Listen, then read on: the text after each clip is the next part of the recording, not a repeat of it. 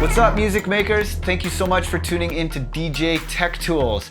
My name is ill.Gates. I'm a full-time producer and DJ from San Francisco, California, and I've also created a website, producerdj.com, where I teach people how to get the best results out of their studio sessions.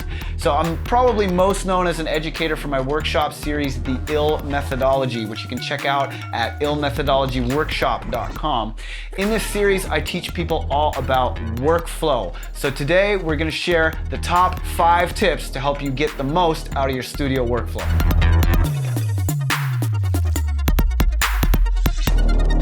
All right, guys, tip number 1 is from my workshop series. This is one of the biggest breakthroughs that I had as a musician, and it helped me go from a big, confused, muddled mess of self-doubt and depression to finishing tracks and being stoked, okay?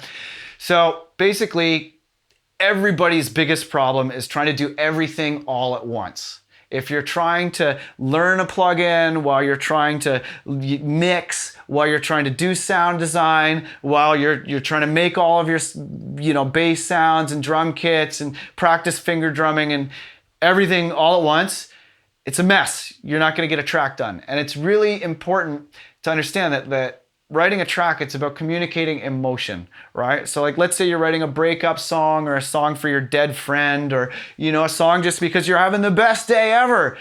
If you revisit that idea a month later, it might not come out that great, right? So you want to be able to communicate the emotion cleanly while you're still feeling it, right? So that means that you need to prep in a separate type of session.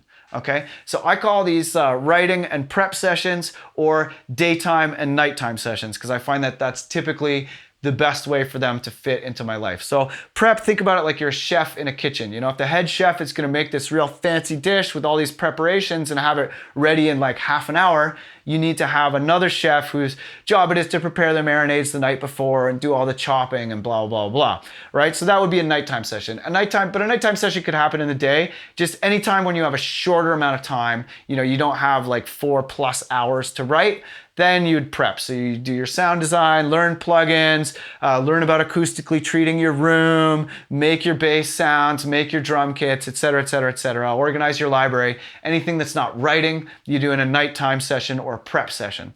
And then when you're writing, get up as early as you can, disconnect your internet, right? There's apps you can get to block your internet. I really encourage doing that. Disconnect your internet. No Facebook allowed, no Twitter allowed, no Snapchat, none of that, and I really very strongly recommend not smoking weed in your daytime sessions. Smoke weed in your nighttime sessions, fine. Doing sound design or practicing finger drumming, sometimes it gets boring.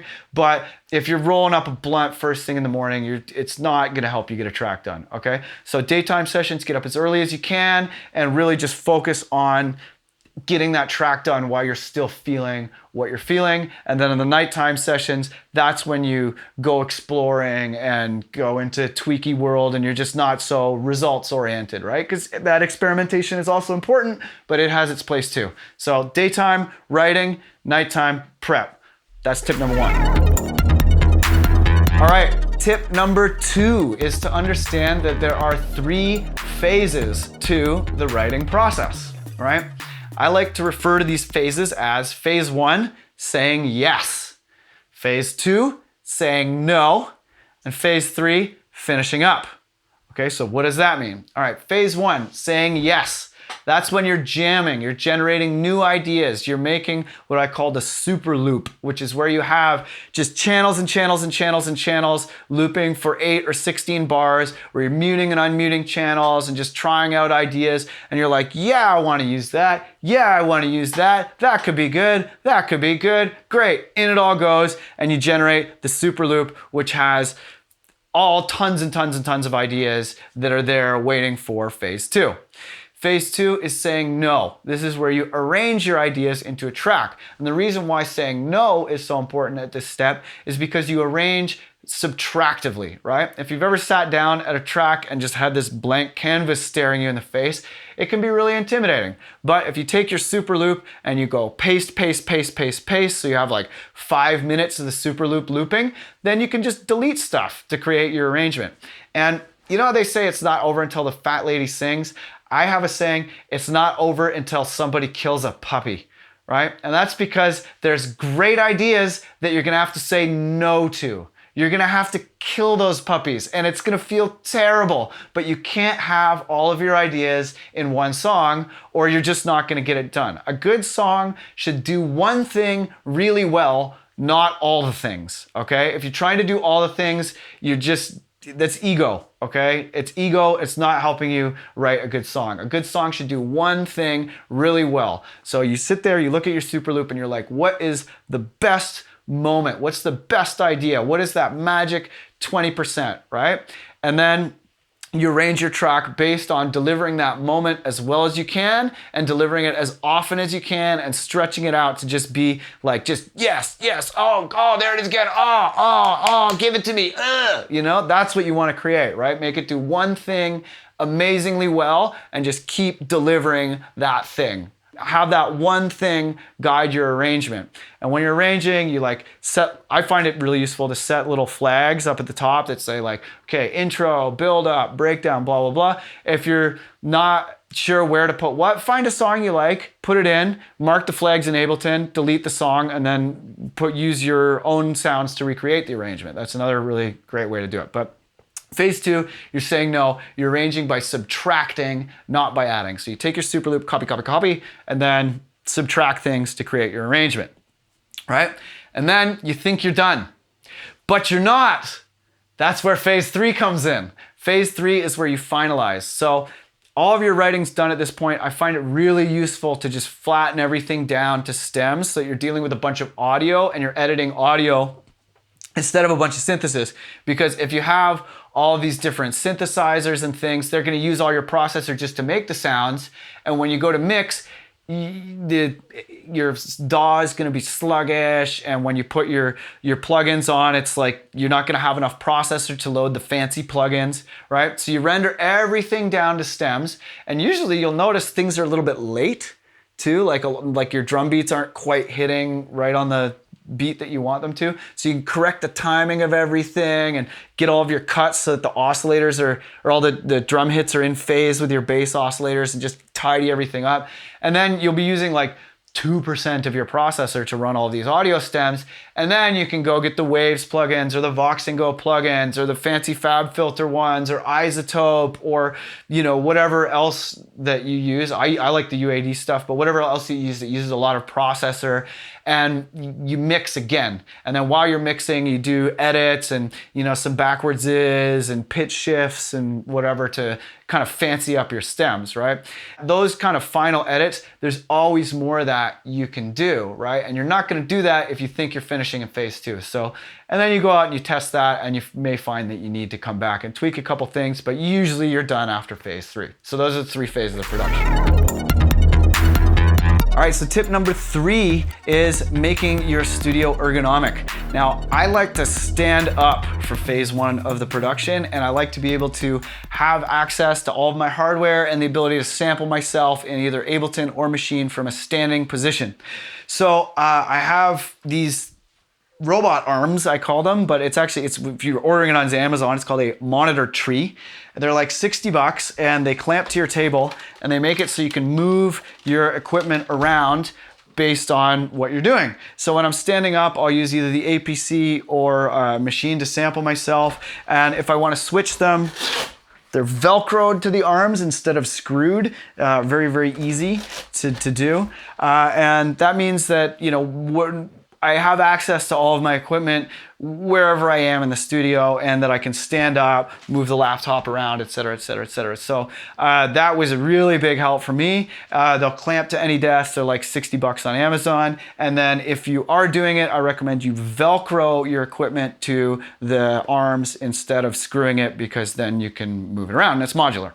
So yeah, that's studio ergonomics.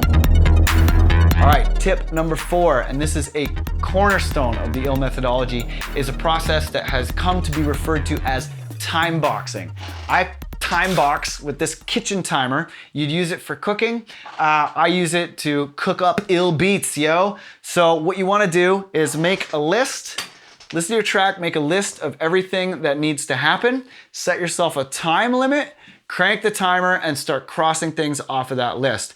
These problems will take as long as you let them. So don't let them take up your whole studio day. Get a timer, write them out into a list, crank the timer, and cross that shit off. All right, it's story time.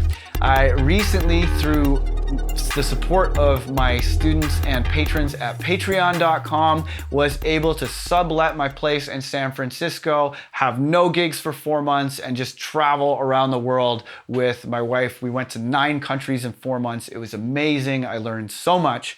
And I'm going to tell you about one of the best things that I learned on this trip. All right, so I love Jamaican music. It's amazing. I decided I want to spend a month in Kingston writing music. So we went there, but I realized I forgot my kitchen timer. So I went out to the store, and in Kingston, it's rough, man. Like, I went to the store, there's like, you know, some ackee and saltfish and some like loose leaf paper and like a bunch of lighters, you know, and just random things and no timers. You know, I looked all over Kingston for like 2 days for timers. And I was really visibly dismayed. And this nice Jamaican lady at the store was like, "What you need for egg timer? What you need egg timer for? Use your phone like everyone else, man." And I was like, oh, I could totally just use my phone. Why am I running around Kingston looking for an egg timer? So I got home and I got my phone out and I started looking up timers. And that is when I was introduced to the very cool world of interval timers. So I use an app called Seconds Pro, and this is an app for athletes to do high intensity interval training. So like, let's say you're getting ready for the Olympics, you would do, you know, 30 seconds of push-ups and then 10 seconds of rest and then 30 seconds of sit-ups and 10 seconds of rest and blah, blah, blah. So this is an app that allows your coach or whatever to program workouts for you. But I use this for creating music. So it's called Seconds Pro, and I go in and create these custom workflows. And when I go into the workflow, here I can see, you know, there's the time, which phase you're on, and then which phase is next. And there's a little robot lady voice that talks to you. Here, hopefully you can hear it. Find chords that share a note for 5 minutes. Add a sub and atmosphere for 5 minutes. Make a short repeating lead for 5 minutes, etc. She might pronounce some of the things wrong, but you'll get the idea. And when you have this thing on your studio desk, counting down and telling you what to do, then the timer and the list are united to form a recipe. Okay, and I love making recipes for phase 1 of the production. I'm working on a whole cookbook. If you want to check out some of the recipes in my workshop, check out illmethodologyworkshop.com. There's a new bundle where you can get the recipes in the workshop. But basically, having these recipes where the timer is united with the list, you can create these different formulas, you know, making a track starting from a sample from a record, making a track starting by sampling your synthesizers, making a track with a melodic buildup, making a track, etc., etc., etc. And you can design your own workflow and then use this app to turn that workflow into a recipe. It keeps you focused, it keeps you effective, and you can make like a whole track in an hour if you do it a bunch of times. There's gonna be a few times that it's crap, but after like 3 or 4 iterations, you just get that magic track where you're like, wow, I can't believe that came out in an hour. Okay, so use Seconds Pro to create yourself a recipe for phase 1 and then just keep running the recipe and improving it. There's no feeling like making like 3-4 tracks in a day. Trust me, it feels awesome. So yeah, Seconds Pro, so that's tip number 5. Unite the timer and the list to create a recipe. All right, thank you so much for tuning in to djtechtools.com. Be sure to subscribe and check back because there's useful tutorials like this coming thick and fast. Once again, my name is ill.Gates. You can check me out at illmethodologyworkshop.com or at my larger website, producerdj.com. Really appreciate your feedback in the comments. Let us know what you think and what you want to be covered next time. Lots of love, everybody. Have fun making music. I can't wait to hear what you come up with.